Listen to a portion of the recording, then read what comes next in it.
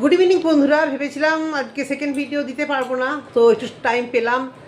বুঝতেই পারছো আমি আমার আরেকটা বাড়িতে আছি, ও বাড়িতে যাব এখন। এখন বাজে 6টা মতো, তো কিছুক্ষণ পরে ওই বাড়িতে যাব। ভাবলাম ভিডিওটা করে নিই। তো ভিডিওটা করব অবশ্য করে দীপালিকে নিয়ে। দীপালির মা আজকে বাড়ি চলে গেল। বাড়িতে তো যেতেই হবে, বাড়ি নিজের বাড়ি যাবে না কেন? কতদিন আর মেয়ের বাড়িতে থাকবে, তাই না? নিজের বাড়ি নিজের অধিকার ছাড়বে কেন? তো কিছু লোকের তো গায়ে জ্বালা হয়তো মিটেছে, কারণ এত চাকরামো করাচ্ছিল দীপালি ওর মাকে দিয়ে, আর সহ্য করা যাচ্ছিল না। তো দীপালির ভিডিওটা দেখলাম, কেন কমেন্ট বক্স অফ আমি বুঝতে পারলাম না। দীপালি একটু খেয়াল করো, তুমি নিজে কমেন্ট বক্স অফ রেখেছো কি না, নাকি অফ হয়ে গেছে আমি জানি না।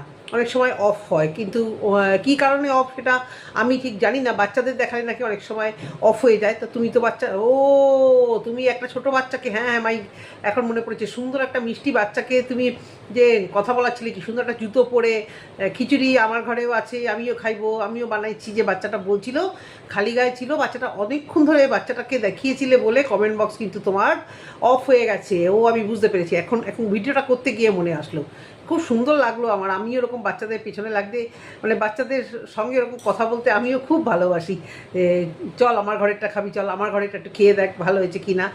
তোমার পিসির ঘরের বাচ্চা বোধ হয়, বাচ্চাটা খুব মিষ্টি, মানে পিসির ছেলের বাচ্চা বোধ হয়। কারণ তুমি যদি ওর পিসি হও, সেরকমই তো বলছিল, পিসি পিসি তো করছিল, তাই না? পিসতো তো দাদার বউ বোধ হয়, মানে পিসতো তো দাদার বাচ্চা বোধ হয়। ওই বাচ্চাটাকে দেখানোর জন্যই বোধ হয় তোমার কমেন্ট বক্স অফ হয়ে গেছে। যাই হোক, তোমার মা চলে গেল, আমার খুব কষ্ট লাগছিল। ফিল করতে পারি, নিজের মাও যখন ওরকম একটা ব্যাগ নিয়ে চলে যেত, আমার এত কান্না পেতো না, এত কান্না পেতো। আজকে যেন আমার মনে হলো, মানে আমার মাই সেই বাড়ি থেকে চলে যাওয়ার দিনটাই আমার যেন চোখের সামনে আসলো। তো তোমার মা বাড়িতে গেল, ভালো। ওদিকে মিতু নিজের সেকেন্ড বেবিটা হওয়ার জন্য নিজেকে দোষারোপ করছে।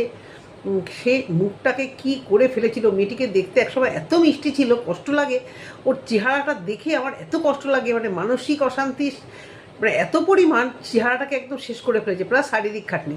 তো আজকে ভিউয়ার্সরা দেখলাম বেশ কদিন ধরেই বলছিল, ইস কি নোংরা দাঁত, ইস কি নোংরা দাঁত। তো আজকে ভিউয়ারদের কথায় বেশ সুন্দরভাবে পরিপাটি হয়ে এসছে। এই তো এভাবে পরিপাটি হয়ে আসে কত ভালো লাগে। কেন দাঁতগুলো নোংরা, কেন এত? তোমরা কি, তোমাদের ওখানে কি সব খৈনি গুটখা এই সমস্ত খাও না কি? কেন দাঁতগুলো তোমাদের এত নোংরা থাকবে কেন? আয়রন পরে অনেক সময় ইয়ালিশ হয়ে হয় অনেক সময় অনেকের দাঁতগুলো। পান গুটখা জানি এসব খেলে দাঁত ফাত গুলো মানে কালচিটে হয়ে যায়। একটা অল্প বয়সী মেয়ে কেন ওরকম মুখে এরকম কালো কালো দাগ হয়ে থাকে তোমাদের আমি জানি না। তো দাঁতটা কী দিয়ে পরিষ্কার করলে সেটা জানি না আমি, কিন্তু দাঁত পরিষ্কার করেছো, নিজেকে পরিষ্কার রেখেছো, সুন্দর নাইটি পরে সুন্দরভাবে এসেছো, ভালো লাগছে। কিন্তু সেই একই হঠাৎ করে কেন তোমারও আবার বাবার কেরালা যাওয়ার কথা উতলে পড়লো আমি জানি না। তোমরা কি আবার কেরালায় পাঠাতে চাইছো? সেই জন্য কি উতলা হয়ে পড়েছো? তুমি একটা ফল দেখিয়ে বললে তোমার বাবা ওই গাছটিকে কেরালা থেকে এনেছে, তোমাদের হঠাৎ করে এত কেরালা মনে পড়ছে কেন কি জানি। দীপালিকেও দেখলাম বাবার কেরালার গল্প, নিশ্চয়ই তোমাদের মধ্যে কিছু একটা চলছে, সেটা আমরা জানি না সোশ্যাল মিডিয়াতে। জানার দরকারও নেই, আর জানার দরকার নেই, কারণ কালকে তুমি যা বলেছো সোশ্যাল মিডিয়াতে, এরপর আর তোমাকে আমি চাই না যে তুমি আর কিছু মুখ ঠুক খোলো।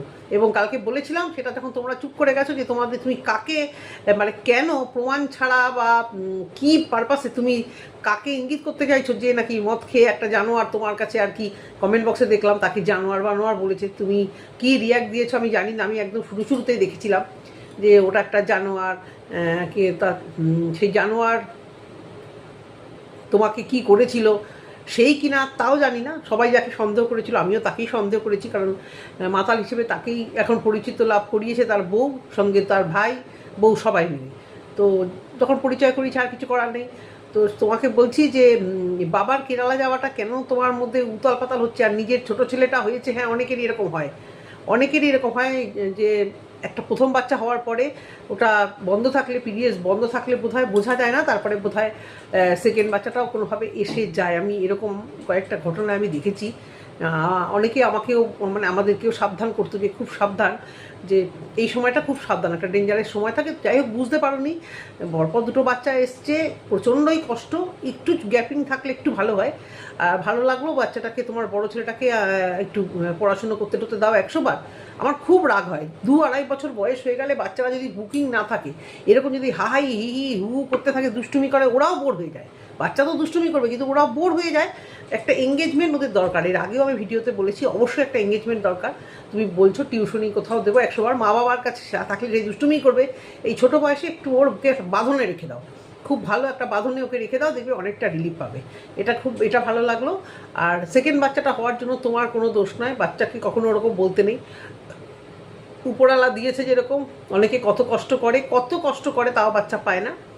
সেই বাচ্চাকে মানুষ করো ভালোভাবে ওই রকম প্র্যাঙ্ক ভিডিও, ওই সমস্ত অসভ্যতামি প্র্যাঙ্ক ভিডিওগুলো করে ওদের মাইন্ডটাকে নষ্ট করা একেবারেই উচিত না।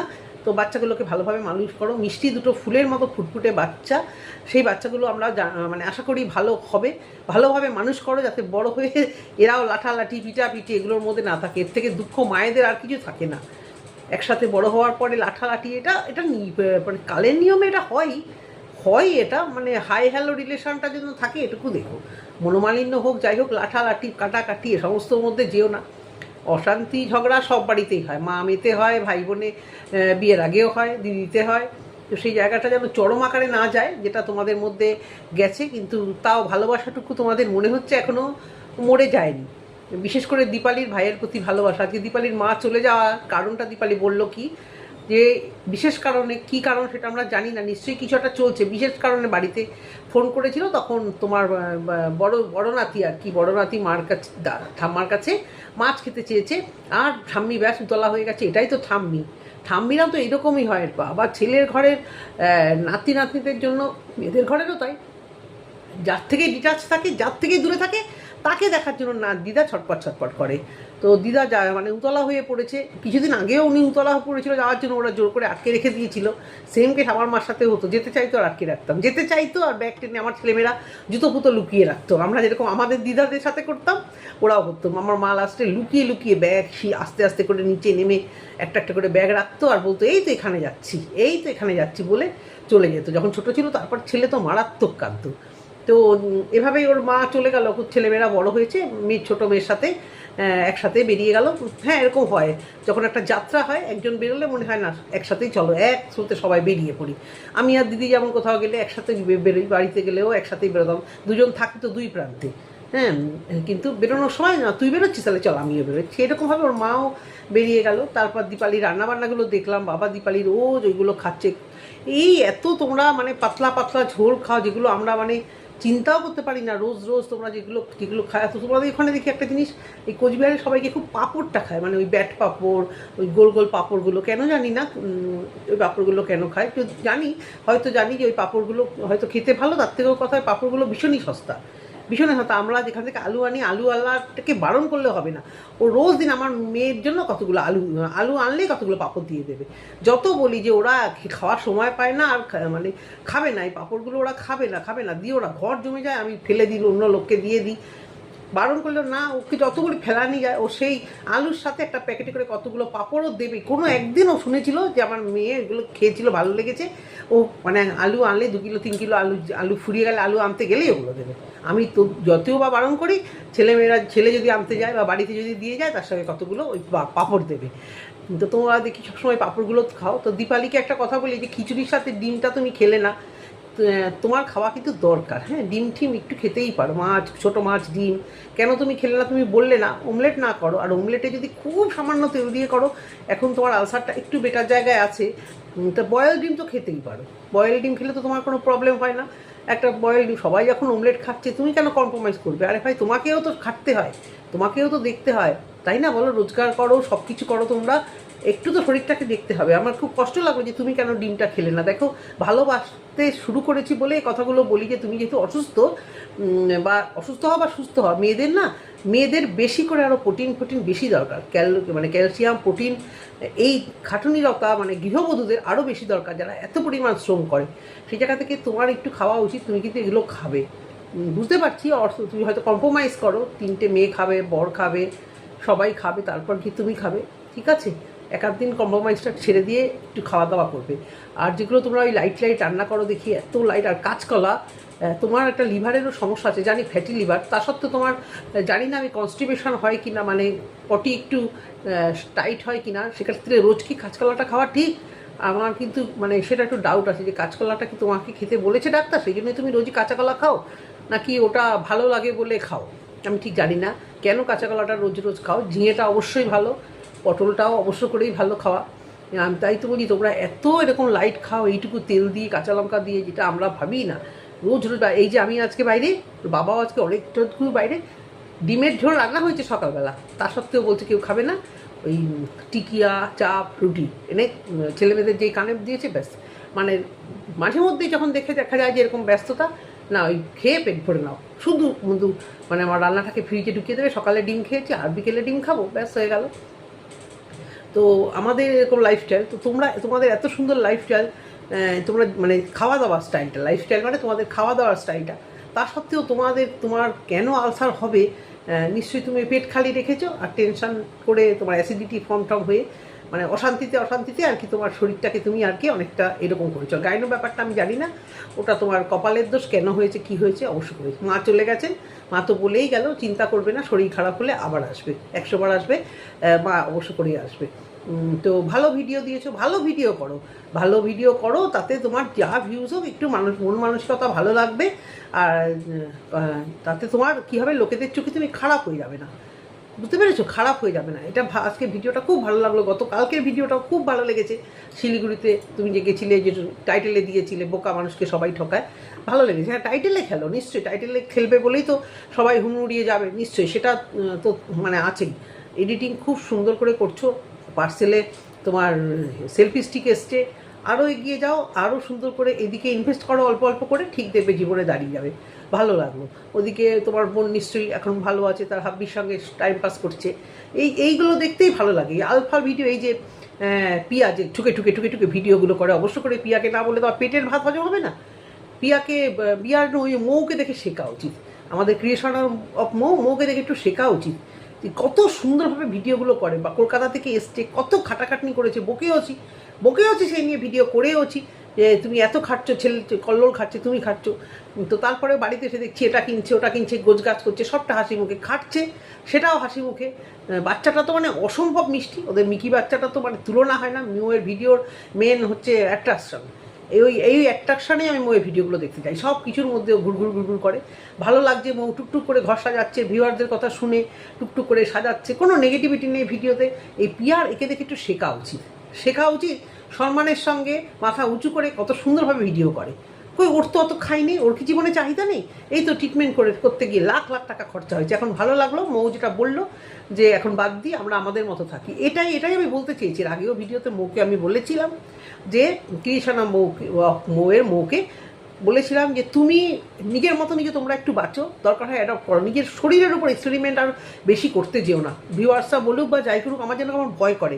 তুমি তো এমনি অসুস্থ, বয়সটা একটু হলেও হয়েছে আগের থেকে, তো এখন শরীরের উপর থেকে আর এই এক্সপেরিমেন্ট নিয়ে শরীরটাকে শেষ করো না। একটা বাচ্চা হলেই তো হলো না, তাকেও তো খাটতে হবে।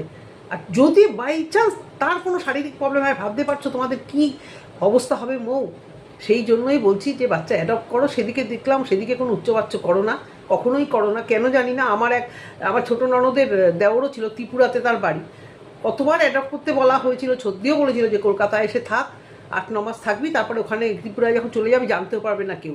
কিছুতেই অ্যাডপ্ট করলো না ভদ্র মহিলা। মানে আমার ছোটো ননদের যা এত ভালো মানুষ ছিল, এত কড়া ওষুধ খেয়ে লাস্টে কত অল্প বয়সে চলেই গেল। তেমন ওই দাদা ভালো, মানে আমার নন্দায়ের ভাই আর কি, এত ভালো। কিন্তু বলছে ওই মানে ওরা যে জায়গাটায় থাকে, অ্যাডপশনটা বিশেষ করে ছোটদির শাশুড়ি অতটা মেনে নেবে না, অত মেনে নেবে। আমার বিয়ের পর থেকে শুনছি প্যাচর করছে, ট্রিটমেন্ট করছে। আমার থেকে একটু বয়সে বড়, তারপর আমার বিয়ের পর আমার বাচ্চা টাচ্চা দেখছে, ছিল কলকাতায় অনেক দিন ছিল, খুব ভাবছিল। কিন্তু তোমরা এই অ্যাডপশনটা ভাবলে তোমাদের কেন এরকম হয়? আমার খুব মানে তো মৌকে দেখে না আমার ঠিক ওই কানুদা আর নন্দিতাদির কথা ভীষণভাবে মনে পড়ে। জানি না কেন, কী চেষ্টা করেছিল, কী চেষ্টা না, এই টেস্ট টিউব মানে আইভিএফ ছাড়া আর সমস্ত কিছু ওরা ট্রাই করেছে। আইভিএফটা আমি শুনিনি, জানি না আরও কী কী সব করছিল। তো কন্টিনিউয়াস তো কিছু না কিছু ট্রিটমেন্ট কলকাতায় এসে করছিলই। তো সেরকম মৌকেও বলি, মৌ যে কথাটা বলেছে ভালো লেগেছে। এই ঝেড়ে এই যে কেসেছে, আমরা আমাদের মতো থাকি, কিছুদিন ভালো থাকি, সুস্থ থাকি, 100 বার সুখে থাকতে আছো তো, সুখেই তো আছো, তোমাদের তো কোনো অশান্তি নেই। হ্যাঁ, মানসিক মাঝে মাঝে কষ্ট হয় যে মা ডাকটা শুনতে পাও না, ঠিক আছে, সবাই তো একদিকে সব কিছু পায় না।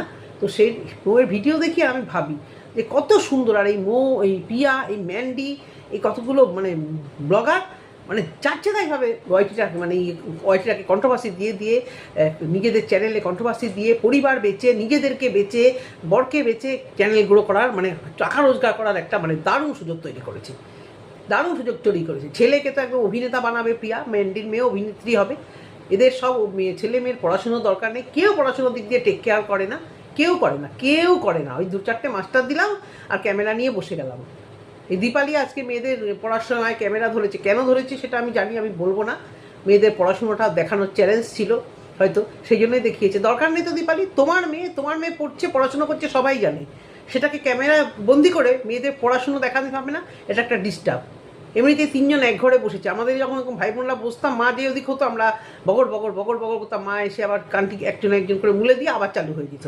তো তোমাদেরকে দেখে আমার মনে পড়লো, পড়াশুনো করছি, এখানে ক্যামেরা অন করার দরকার নেই, কাউকে কিছু প্রমাণ দেওয়ার দরকার নেই। ডোন্ট কেয়ার করে নিজের মতো নিজের সৎ থেকে চুপচাপ ভিডিও করবে, বুঝতে পেরেছো?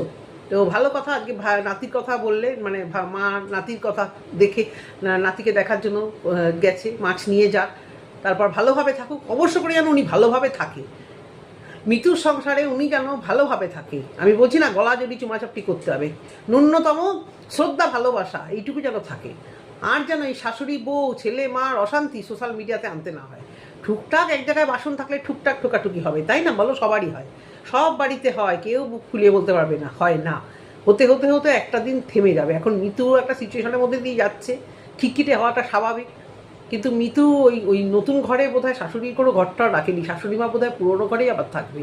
বারবার করে তো বলছিল বাচ্চাদের একটা স্টাডি রুম আর একটা ভিডিও রুম, ভিডিও করবে ওদের জন্য একটা রুম, সেখানে বোধহয় মা বাবা থাকবেও না, বা মা বাবার কথা বলছেও না। মা বাবা বোধহয় পুরোনো জায়গাতেই থাকবে। এটাতে অনেকের একটু অবজেকশন দেখেছিলাম আমি ওর কমেন্ট বক্সে, সেই জন্যই মনে পড়লো।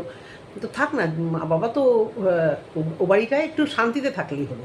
ওরা থাকুক যেখানে যারা বাড়ি করছে, যদি বাবা খুশি হয় যে আমাকে টাকা তুলে দিয়েছি, ছেলে বাড়ি করে ভালো করে থাকবে, থাকুক না। ছেলে ওই নাতিগুলো তো আর পর নয়, সে আলটিমেটলি তো নাতিরাই থাকবে, তাই না? তো সেখানে মা বাবা যদি পুরোনো বাড়িতে একটু থাকেও, কী করা যাবে? এখন এক জায়গায় থেকে ঠোকাঠুকি করার থেকে ওরা সেপারেট থাকুক আর মা বাবা এখানে থাকুক, বাড়িটাকে আর একটু সারিয়ে সুন্দর করে দিই। যতটা মাদেরকে স্বাচ্ছন্দ্য দেওয়ার যদি পারা যায়, 3 ছেলে মেয়ে নিয়ে দিও। স্বাচ্ছন্দ্য মানে আর্থিক স্বাচ্ছন্দ্যের যদি প্রয়োজন হয়, নিশ্চয়ই প্রয়োজন হবে ওনাদের। শুধু খাওয়া দাওয়া না, ওষুধ খরচা, একটু ভালো ফ্যান, একটু ভালো বিছানা, এগুলো যেন ওনারা পায়। তো উনি বাড়িতে গেলেন, আমি আশা করব যে যেন ভালোভাবে সুস্থভাবে থাকে ওখানে, কোনো রকম ছ্যাঁচড়ামি তর্কাতর্কি এসবের মধ্যে যেন আর না যাওয়া হয়। এটুকুই বলে ভিডিওটা শেষ করলাম। মোয়ের ভিডিওটা এত ভালো লেগেছে, ভালো লাগে মোয়ের ভিডিওগুলো, কলকাতা থেকে আসা যাওয়া করছে, ভিডিওগুলো খুব সুন্দর লাগে। সেটাই ভাবি যে এরাও তো ব্লগার। এ পিয়া তো মোয়ের থেকে ছোট চ্যানেল ছিল এক সময়, হ্যাঁ, যেভাবেই হোক দাঁড়িয়েছে, খুব ভালো কথা। কিন্তু সবসময় ভিডিওর মধ্যে মানে ইয়েগুলো করে, সেগুলো দেখি আর মৌকে দেখি আমি। ও তো কষ্ট, ও তো লাখপতি কোটিপতি নয়, তার মধ্যে কি সুন্দর স্বামী শাশুড়ি বাচ্চা সবাইকে নিয়ে কি সুন্দর ভিডিওগুলো দেয়। মানসিক শান্তি আছে বলেই শরীরের মধ্যে একটা মানে ইয়েও আছে, গ্লেজও আছে, আর সবসময় মুখে হাসি, এটুকুই ভালো লাগে। তো হ্যাঁ, মোয়ের একটু রাগ বেশি তেজ বেশি, এটা সত্যি কথা। অবশ্য করে একটু একগুয়ে আছে, বোঝাই যায়। যার যেটা দোষ সেটা তো বলবো, সেটা তো আমাদের কিছু ক্ষতি করছে না। যে ঘর করছে তা সে বুঝবে। বাদ বাকি ওভারঅল ওর ভিডিও অসম্ভব ভালো হয়। এটুকুই বলা, দীপালি সুন্দর ভিডিও করো, আর মা তানিশদের কাছে যেন ভালোভাবে থাকে। ঠিক আছে, এটুকুই বলা ভিডিওতে। যদি তোমাদের ভালো লেগে থাকে অবশ্য করে কমেন্ট সেকশনে একটা কমেন্ট করো। টাটা।